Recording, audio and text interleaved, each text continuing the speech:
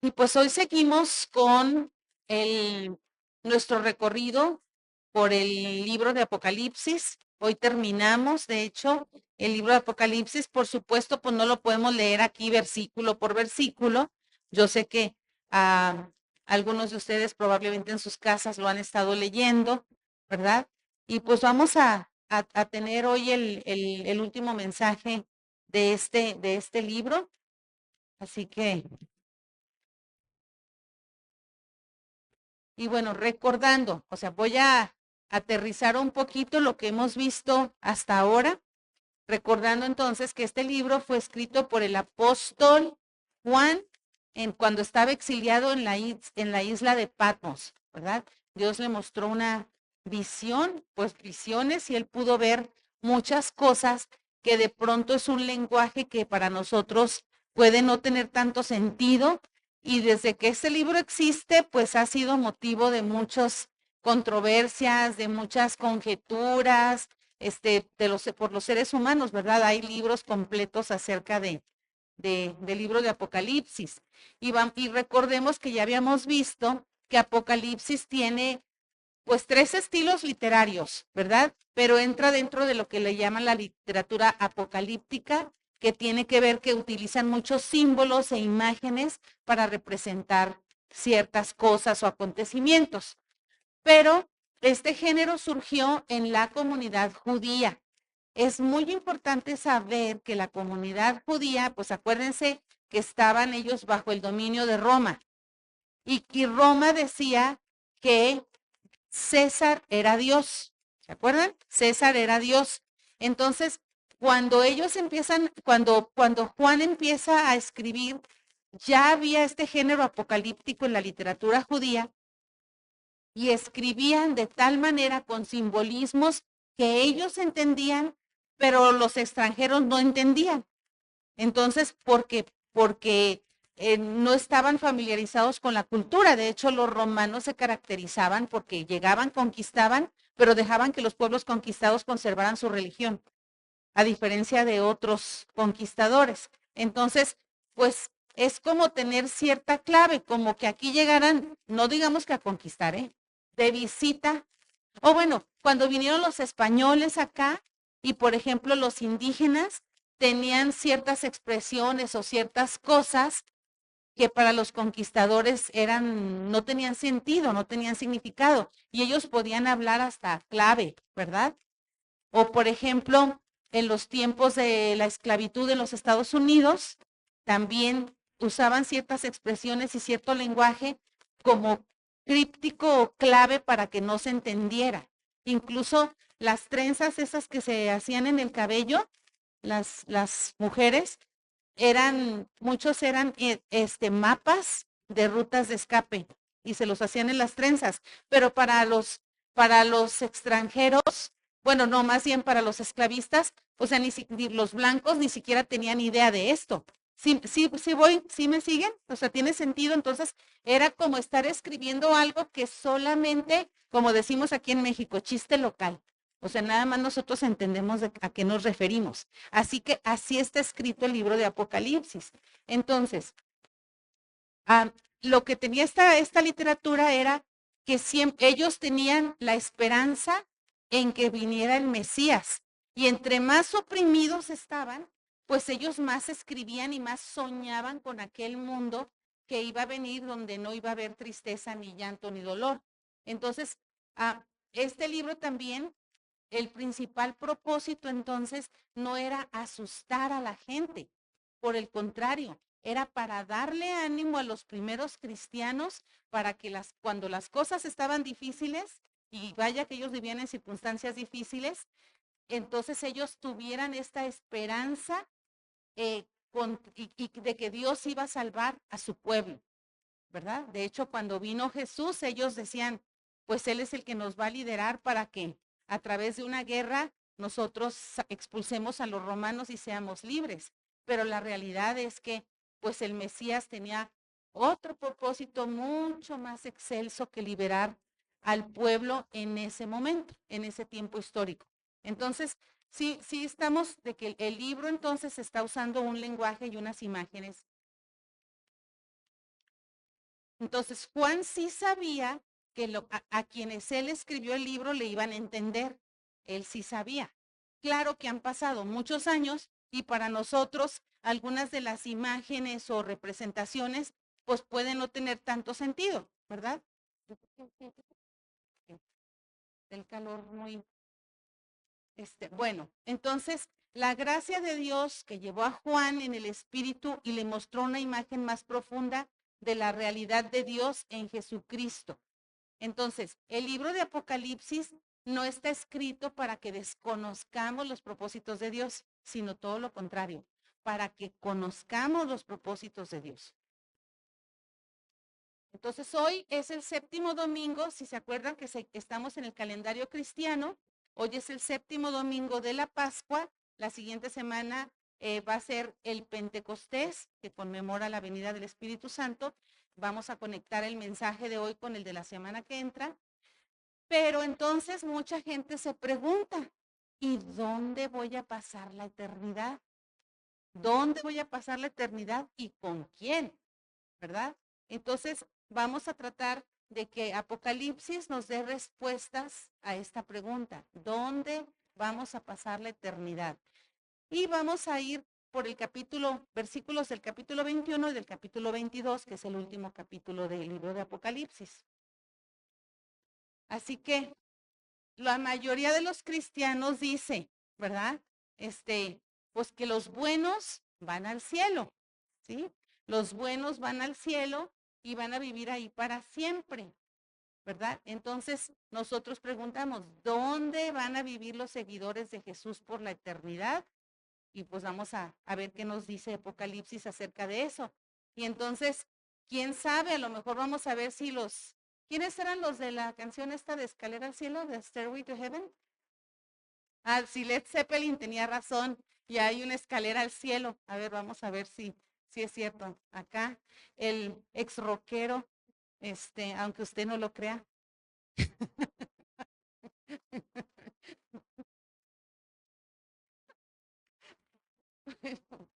Así que bueno, la intención entonces de nuestro Señor es pasar toda la eternidad con nosotros, para siempre con nosotros.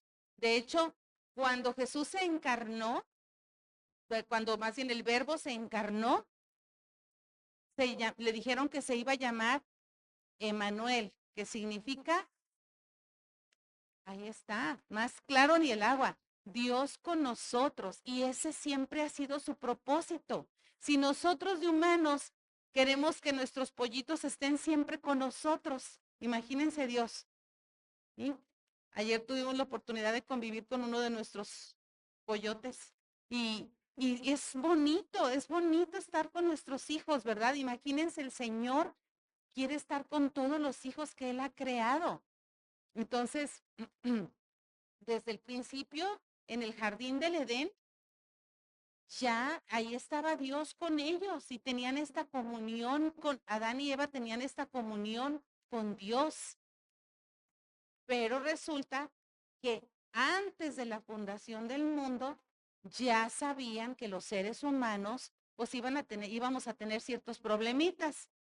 Ya desde antes de que se hubiera Jardín del Edén, ya habían decidido que tenían que hacerlo, tenía que venir alguien para cubrir los pecados que iba a cometer la humanidad. Entonces, ahí está el Jardín del Edén. Y a pesar de la caída, a pesar de que Adán y Eva pecaron y se alejaron de Dios, Dios nunca se alejó de ellos, y menos de sus hijos y todos los descendientes de Adán y Eva, que somos toda la humanidad. Entonces, Apocalipsis lo que nos muestra en ciertos capítulos son las consecuencias catastróficas de alejarnos de Dios. Cuando Adán y Eva se alejan de Dios, luego ya empezaron a tener problemas matrimoniales. ¿Ah? Luego ya empezó a haber vergüenza entre ellos. Luego ya tuvieron los hijos y ¿qué hubo? Un asesinato. Y así sucesivamente, pero aún así Dios nunca se apartó de ellos ni de la humanidad. Entonces, en algunos capítulos de Apocalipsis, y muestran y que las guerras y que los 4 jinetes y que las pestes y las hambres y las bestias, todo eso es una crisis y está indicando lo que es todo lo horrible que pasa en el mundo cuando el mundo se aleja de Dios, cuando el ser humano se aleja de Dios. Solo que el ser humano, siendo como es, pues se enfoca muchísimo en todo eso. ¿Qué querrá decir el cuerno? Los dedos de barro y estos de barro cocido y qué querrá decir los cuernos y qué querrá decir la gran ramera y o sea, la gente pues le da, pero o no recordemos, es un sentido figurado, es un estilo literario, ¿verdad? Y sí se refería a Roma, porque Roma, ¿qué hacía con los cristianos? Los perseguían y eran una crueldad que no quiero entrar en eso ahora porque el mensaje que espero que Dios traiga es un mensaje de mucha inspiración. Entonces no voy a entrar ahí, pero todos ya conocemos qué pasaba en los circos romanos y todo eso. Era terrible y por eso es lo que se llama la ira de Dios. La ira de Dios es eso. O sea, no que Dios descargue su coraje en los seres humanos, sino que todo eso, todos esos acontecimientos terribles, el hombre está padeciendo porque se aleja de él. Pero es el hombre el que se allega esos males. No es Dios el que se los pone, sino es el mismo hombre, ¿verdad? Entonces, bueno, seguimos. Vamos a empezar entonces Apocalipsis 21, 2. Apocalipsis 21, versículo 2. Y fíjense esta imagen. Y me llevó en el espíritu a un monte grande y alto, y me mostró la gran ciudad santa de Jerusalén que descendía del cielo de Dios. ¿A dónde se llevaron a Juan? A un monte alto. En esa literatura, un monte alto significa estar cerca de Dios, ¿sí? Significa estar más cerca de Él. ¿Se acuerdan que cuando dice, Jesús subía a orar al monte? Jesús subió al huerto de Getsemaní. Jesús subió, o sea, era como una imagen de decir, estás más cerca de Dios. Y luego cuando dice la ciudad santa, se refiere a que está ahí la presencia de Dios. Cuando la presencia de Dios está, decimos que algo es santo, ¿verdad? ¿Se acuerdan que le dijeron a Moisés? Quítate las sandalias porque el lugar donde estás es santo. Bueno, creo que me estoy enfrente de la bocina, pero bueno. Y también, bueno, opuesto a Roma, ¿verdad? La Jerusalén es la ciudad santa, mientras que Roma era la ciudad del pecado, ¿sí? Era peor que Las Vegas ahora. Ya ves que en Las Vegas le dicen la ciudad del pecado. Pues aquella era el Sin City, la ciudad del pecado. Entonces, ah, cuando decimos que esta ciudad Jerusalén descendía del cielo, ¿venía de quién? Ah, ¿de dónde venía la ciudad? Descendía de Dios, ¿verdad? Directamente descendía del cielo. Entonces, esta ciudad descendía a una tierra glorificada. Según Juan, está viendo esto en visión y está viendo descender una ciudad y ahí ven en el capítulo 21 cómo era la ciudad. Ahí los voy a dejar intrigados, los que no han leído Apocalipsis, lean Apocalipsis 21 y ahí van a ver las características de la ciudad y todo está lleno de simbolismo. Entonces, dice en el versículo 22, ya me fui lejecitos, porque todo lo demás son, cómo era la ciudad de Jerusalén. Y no vi en ella, en esta ciudad, no vi templo, porque el Señor Dios Todopoderoso es el templo de ella y el Cordero. ¿Se acuerdan que los hebreos tenían este tabernáculo que ahí moraba la presencia de Dios? Y luego después hicieron el primer templo y luego el segundo templo para que allá habitara la presencia de Dios. Entonces dice, en esta Jerusalén no va a haber templo. ¿Por qué no va a haber templo? Porque la presencia misma de Dios y del Cordero, es decir, Jesucristo, está ahí. Entonces, por eso no hay templo. Y por eso hay esta palabra que no sé si la han visto antes, que se llama Shekinah, que representa la gloria de Dios. Entonces, la gloria de Dios estaba en esta ciudad. Y se refiere entonces al nuevo templo. Así que otra vez vamos a la raíz. ¿Qué significa? Que Dios siempre quiere estar con nosotros. Entonces, por eso esa Jerusalén desciende a la tierra. Factor importante, no lo pierdan de vista. Desciende a la tierra. No vas, la tierra se va al cielo. No, es al contrario. Así que vamos a leer en Efesios 2, del 19 al 22.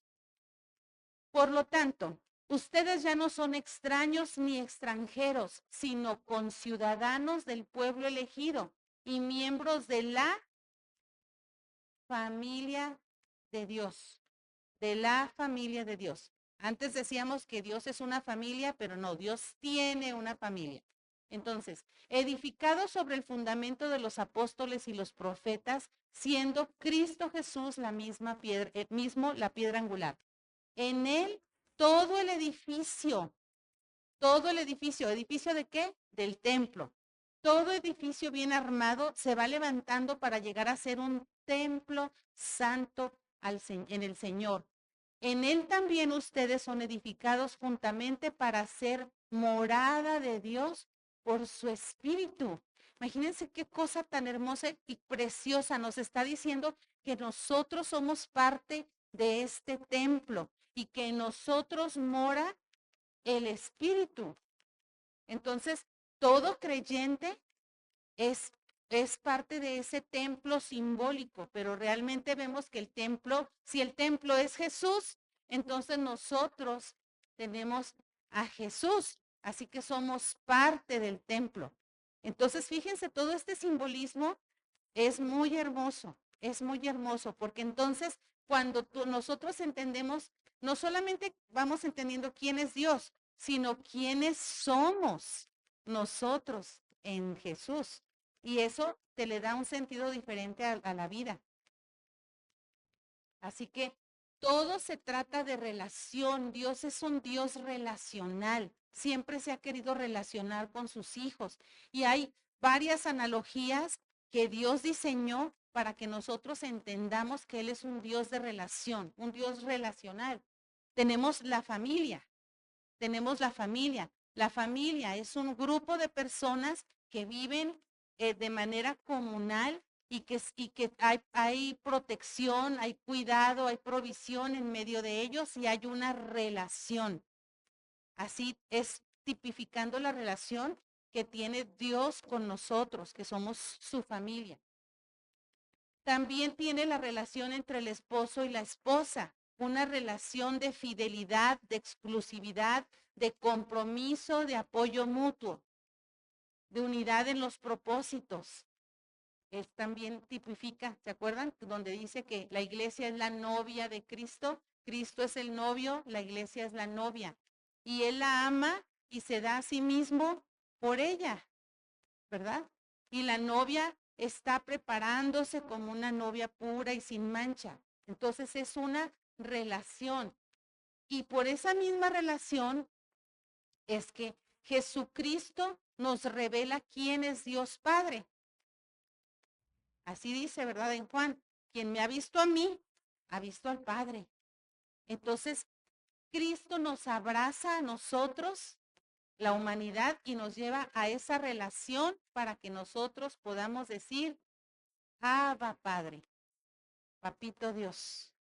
Por eso podemos llamarle a Dios Padre, porque Jesús, por causa de Jesús, ¿verdad? Entonces, bueno, seguimos. Y dice en el versículo 23, la ciudad no tiene necesidad de sol ni de luna que brillen en ella, porque la gloria de Dios la ilumina y el Cordero es su lumbrera. O sea, una ciudad que no necesita ser iluminada. ¿Por qué? Porque la luz de Cristo es quien la ilumina. ¿Qué pasa cuando ahora en tiempo de lluvia se nos va un ratito la luz? Pues el caos, ¿verdad? Porque no funcionan los semáforos, hay accidentes, tenemos calor porque los ventiladores no funcionan, Y lo peor que nos puede pasar, no hay internet, ¿no? Digo, ahora eso es lo peor, que no haya internet, ¿no? Entonces, es un caos, o sea, nada más no hay luz y ya no funcionamos. Pero acá dice que esta ciudad no tiene necesidad de sol ni de luna que la iluminen. Dios es luz, ¿verdad? También se nos dice, Dios es luz. Y también en Génesis, sea la luz. ¿Se acuerdan que estaba todo oscuro y la tierra desordenada y vacía, según nos dice en Génesis?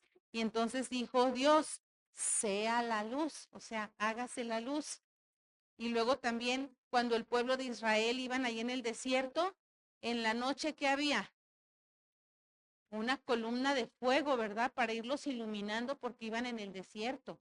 Imagino pues que era porque caminaban más bien en la noche por aquel calor y todo eso, caminaban y entonces esta lumbrera los iba iluminando. Bueno, y de día tenían la nube, ¿verdad? Así que aquí vemos que nosotros no vamos a necesitar lo físico, porque ya Cristo va a estar con nosotros. Entonces, las cosas físicas ya no nos van a importar, porque Jesús mismo está con nosotros. Apocalipsis 21, versículo 24. Fíjense, esto está hermoso. Y las naciones que hubieran sido salvas andarán a la luz de ella, a la luz de Jesús, ¿verdad? Y los reyes de la tierra traerán su gloria y honor a ella. Todos los gobernantes van a decir, aviento mi corona delante de ti, Señor, yo no soy nada, tú eres todo, tú eres todo. Entonces, los reyes de la tierra van a rendir su autoridad y su poder y vendrán también a adorar.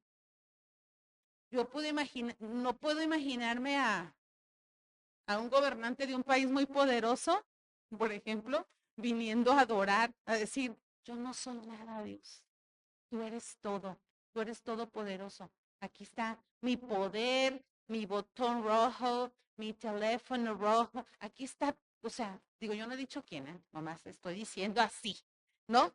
O sea, imagínate, o sea, alguien que se siente poderoso, que tiene todo y de pronto decir, aquí está todo delante de ti, Señor. Todo es para servirte. Yo no soy nada. Qué visión, ¿no? Y esto estaba dicho desde antes, en varios lugares en la Biblia, pero vamos a leer nada más Isaías 60, que muchas personas lo utilizan como para los encuentros de mujeres y todo así bien poético. Levántate y resplandece, ¿verdad? Pero se refieren aquí a Jesús.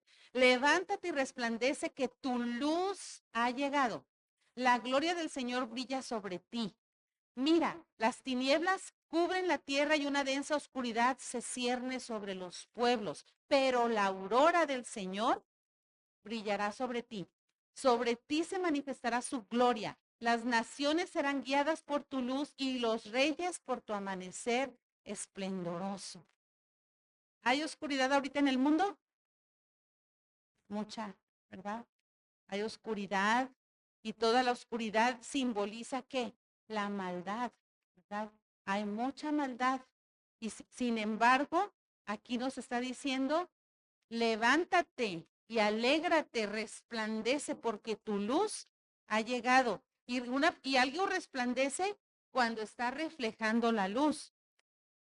No en sí mismo resplandece, sino resplandece porque está reflejando la luz. Entonces dice, levántate, refleja la luz, ¿verdad? Y ha llegado el momento.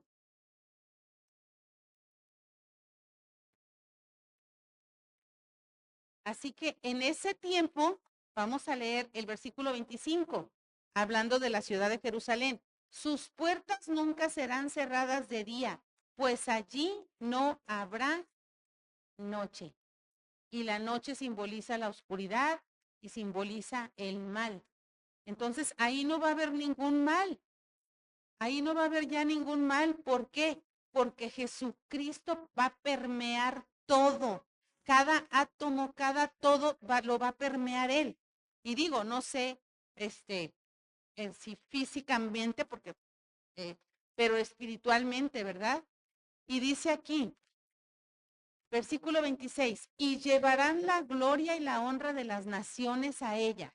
No entrará en ella ninguna cosa inmunda, nada malo, nada contaminado, nada pecaminoso, o que hace abominación y mentira, sino solamente los que están inscritos en el libro de la vida del Cordero. Y aquí vamos a ver, abominación y mentira, les está diciendo Juan, en tiempos de los judíos, tenían mucho una cultura del honor y la vergüenza, ¿no?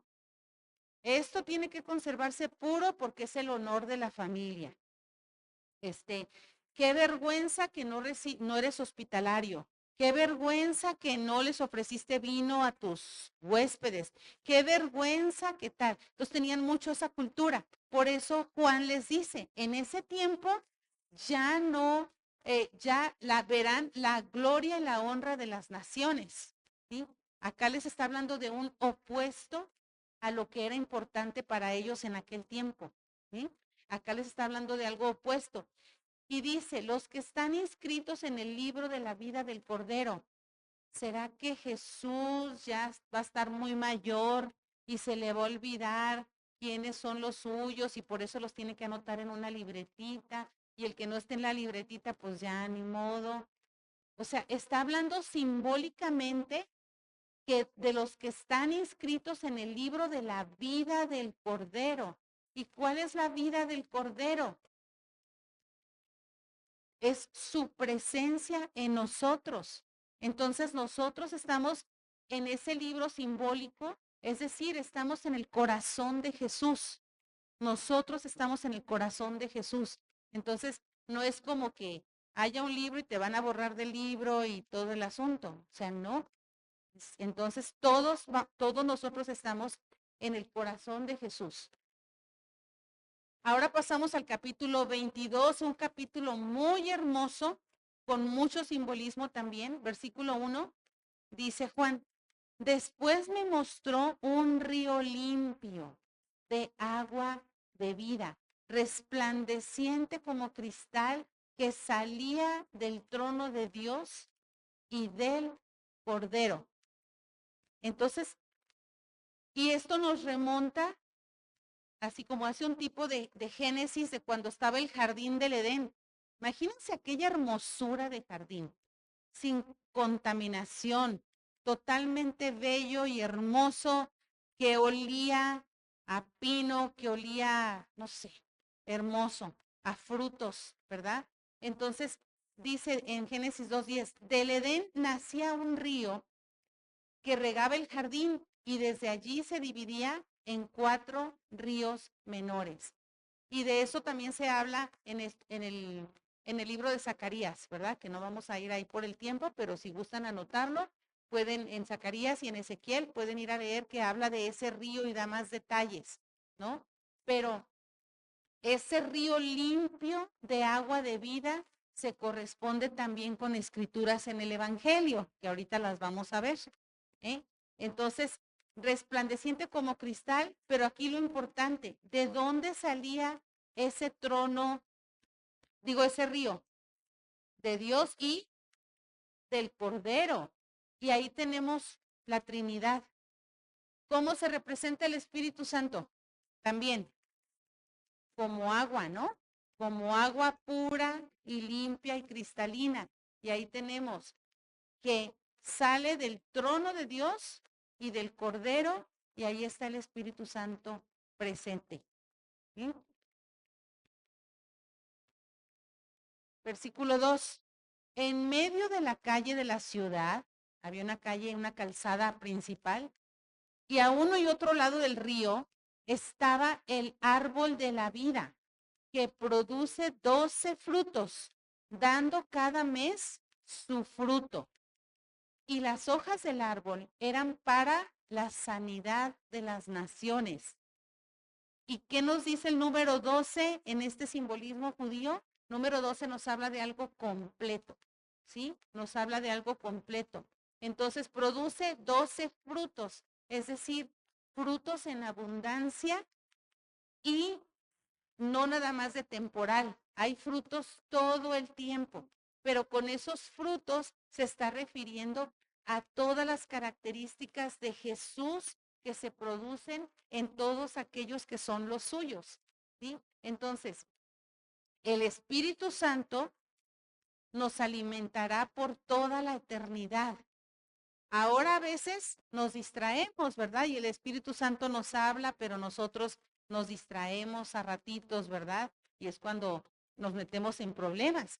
Pero en aquel tiempo el Espíritu estará en todos nosotros, de tal manera que vamos a dar fruto a tiempo y será un momento de que no habrá tristeza, ni llanto, ni dolor, porque ninguna cosa inmunda, ni triste, ni ningún perjudicial habitará ahí, sino solamente el amor de Cristo, ¿sí? Entonces, así como cuando hablamos del árbol, ese representa a Jesús. Ese árbol de vida representa a Jesús. Adán y Eva comieron de otro fruto, ¿verdad? No dice que si era manzana ni qué fruto era, pero de otro fruto. Pero en este caso nosotros vamos a ser arraigados en ese árbol y las hojas de ese árbol nos van a traer sanidad a las naciones, ¿sí? Entonces ya no habrá más dolor ni lágrimas porque la humanidad va a ser sana, ¿sí? Pero no es como de obligatoriamente, ¿verdad?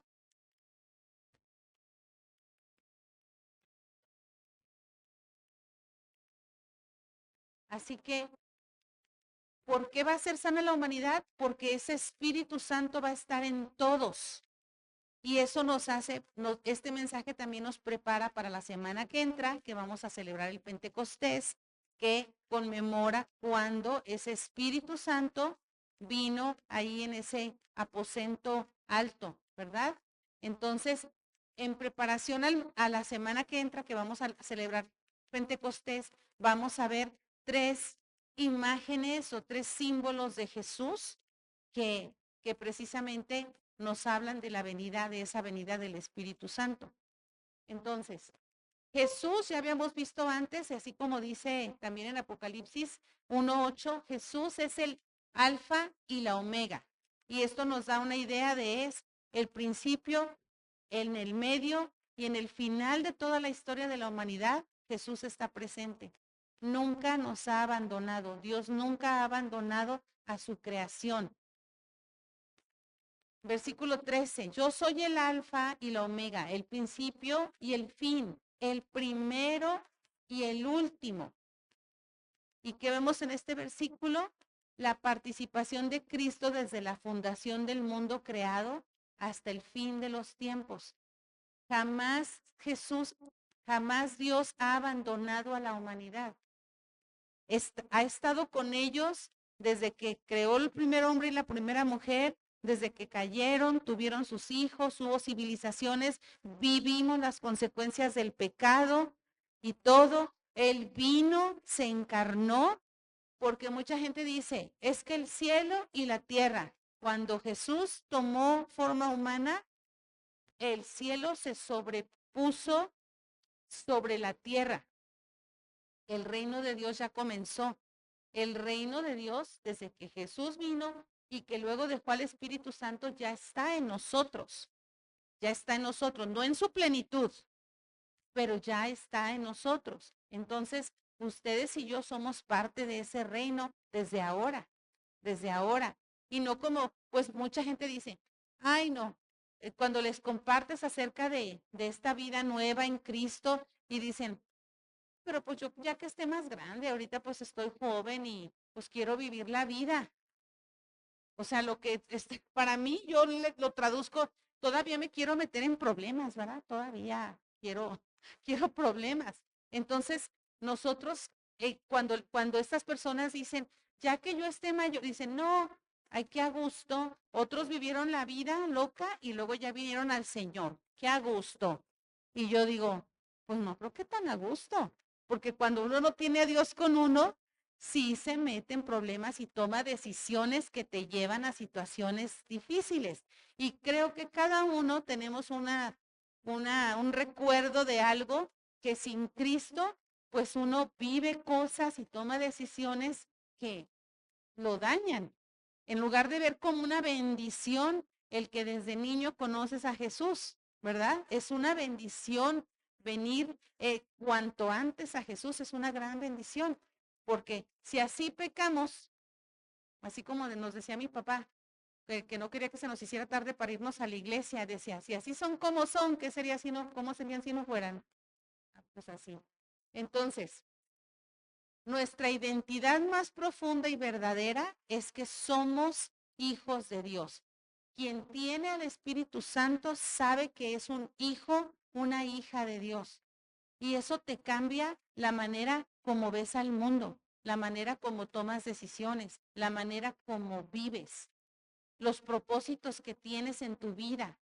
A lo mejor ha habido creyentes que antes su propósito era hacer dinero y querían tener dinero y todo su energía la empleaban en ver cómo hacían más dinero.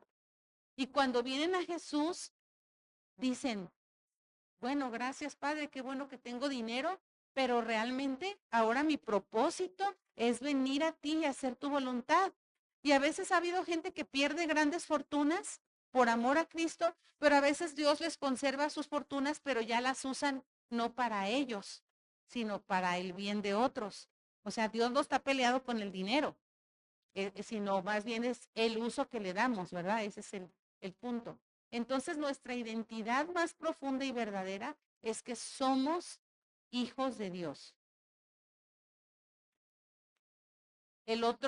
La otra imagen es que Jesús es la raíz. Jesús, la raíz es Cristo. Nuestra fe proviene de esa raíz. Y no es como de, ay, esta persona no sana porque tiene poca fe. Y este sí sanó porque tiene mucha fe. Y nuestra fe nos es dada por Cristo, ni siquiera es de nosotros. Nosotros saludamos con sombrero ajeno. La fe que opera en la vida del creyente es la fe de Cristo. Y Dios es quien decide si sana a una persona en esta vida o la sana ya en la vida venidera. Está en su voluntad y su propósito. Versículo 16. Yo, Jesús, he enviado a mi ángel para darles testimonio de estas cosas que conciernen a las iglesias. Yo soy la raíz y la descendencia de David, la brillante estrella de la mañana. Y se acuerdan que en el Antiguo Testamento cuando decía yo soy, ese es el nombre de Dios. Está hablando, yo soy, está hablando de Dios, ¿verdad? Yo soy la brillante estrella de la mañana. Así que nosotros tenemos esperanza porque nuestra identidad viene en que somos hijos de Dios y somos libres de nuestros pecados. Ya nuestros pecados no nos van a tener esclavos, ya no nos van a tener ahí acordándome de lo que hice en el pasado y lo que hice en el pasado. Ya no, yo ya entregué eso a Cristo y ya está clavado en la cruz y yo ya no estoy paralizado o paralizada para hacer su voluntad. Claro que de pronto le pueden venir a unos recuerdos de cosas que hizo en el pasado, ¿verdad? Te pueden venir, pero Señor, yo ya soy una nueva criatura.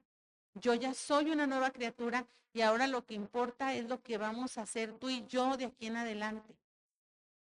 Entonces nosotros vivimos con esperanza y esta libertad que tenemos nace del Padre, del Hijo y del Espíritu Santo. Y acuérdense que ¿quién es el que nos lleva a la relación con el Padre y con el Espíritu? Cristo, Cristo. Entonces, nosotros vivimos diferente porque tenemos una esperanza viva.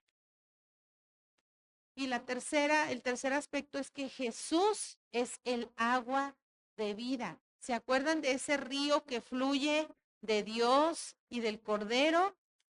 Ah, bueno, pues aquí Jesús es el agua de vida. Versículo 17. El espíritu y la novia dicen, ven. Y el que escucha dice, ven. El que tenga sed, venga. Y el que quiera, tome gratuitamente del agua de vida. Y nosotros estamos tomando de esa agua de vida, que es la que nos vivifica, esa agua de vida que es Jesús. Y lo vamos a ver ahora en, en Juan, ¿verdad? En el Evangelio de Juan les decía que todas esas imágenes que están también en Isaías, en Ezequiel, en Zacarías, de esa agua que vivifica.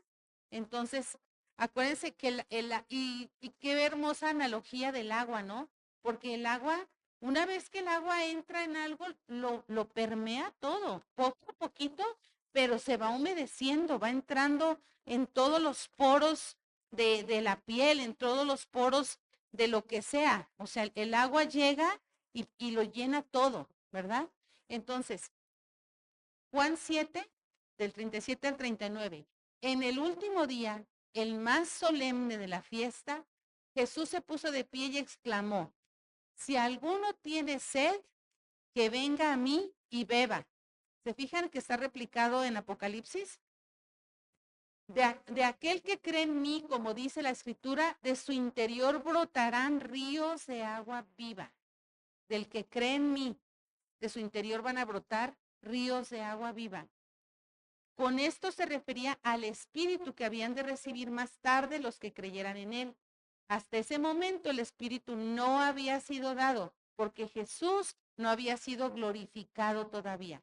Jesús estaba todavía con su naturaleza humana y su naturaleza divina, pero todavía no ascendía al cielo. Entonces, a eso se refiere, todavía no había sido glorificado. Cuando él fue glorificado, que ascendió, después llegó el Espíritu Santo. Él dijo, les voy a dejar un consolador, ¿verdad? Y refiriéndose al Espíritu Santo.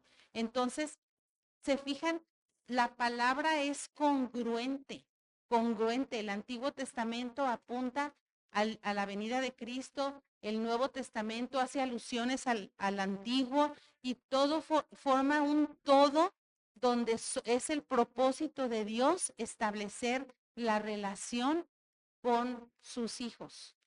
De todo eso se trata de relación y del amor profundo que tiene por cada uno de nosotros. Todo esto que ha sido planeado, que ha sido escrito en la Biblia, todo eso habla del amor que Jesús tiene por nosotros. Así que ahora que recorrimos este libro de Apocalipsis, recordemos algo de lo que aprendimos.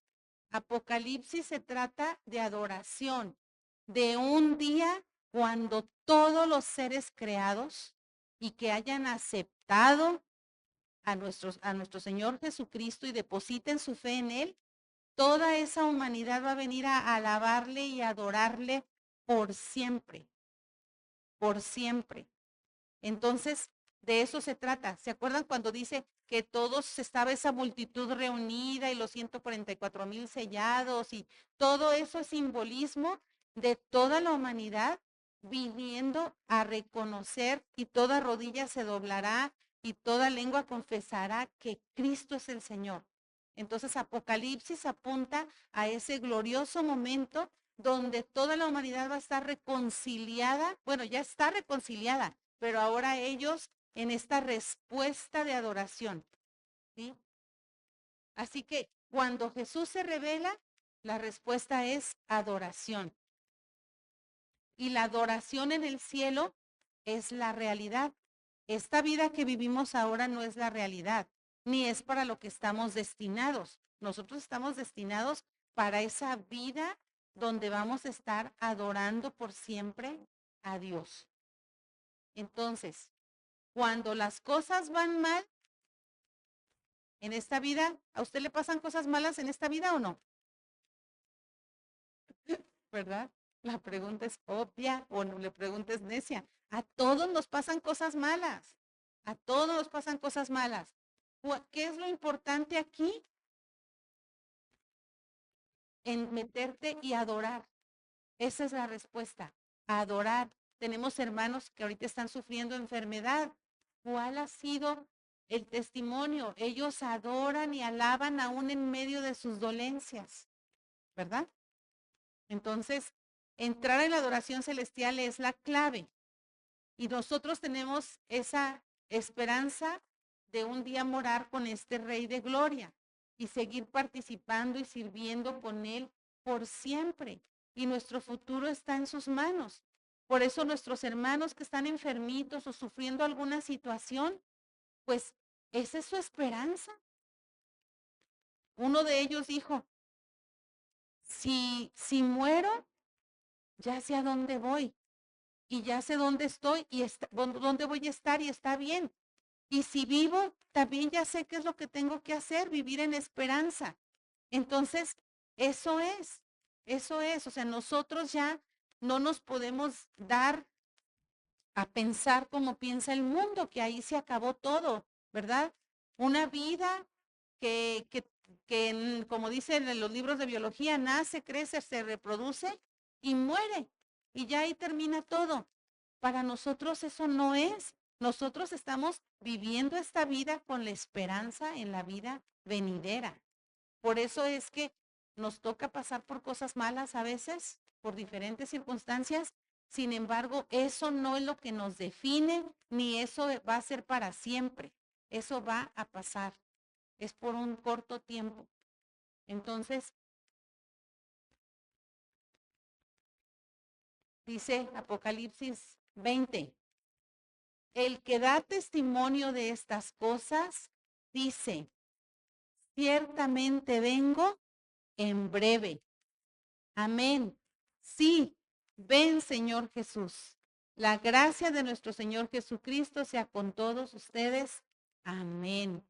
Y yo creo que todos nosotros decimos, ven Señor Jesús, ¿verdad? A ver, hay que decirlo. 1, 2, 3. Ven Señor Jesús.